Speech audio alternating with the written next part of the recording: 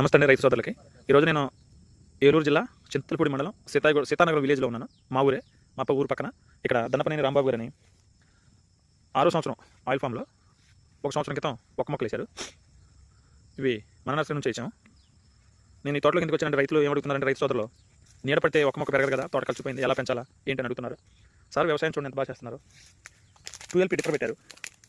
చక్కగా సరిపడా నీళ్ళు, ఎక్కువ కూడా కాదు, ఎందుకంటే ఎక్కువ నీళ్ళు ఇస్తే ఒక చెట్టు అంత స్పీడ్గా గ్రోత్ రాదు. సరిపడా వాటర్ ఇస్తున్నారు. మొక్కలు చూడండి ఎంత బాగా పెరుగుతున్నాయో. పూర్తిగా కలిసిపోయింది ఆయిల్ పామ్ తోట. సుమారుగా 6-7 సంవత్సరాల వయసు మధ్యలో ఉంటుంది. మొక్క 7 అడుగులు పెట్టించాము. ఇప్పుడు ఏదైతే మనం రికమెండేషన్ చేస్తున్నాం అదే రికమెండేషన్. మొక్క 7, 2 ఆయిల్ పామ్ మొక్కల మధ్యలో ఒక మొక్క ఇలా వేసుకుంటూ చేశారు. మొక్కలు చూడండి ఎంత బాగున్నాయో. ప్రతి మొక్క సమానంగా ఉంది. మనం సంవత్సరం వయసు మొక్క ఇచ్చాం. మనం వచ్చినప్పుడు అడుగున్నర హైట్ ఉంది మొక్క. ఇవాళ చూడండి ఎలా ఉంది. ఎవరైనా రైతు సోదరులు చూస్తానంటే నేను తీసుకొచ్చి కూడా ఈ ఫీల్డ్ చూపిస్తాను.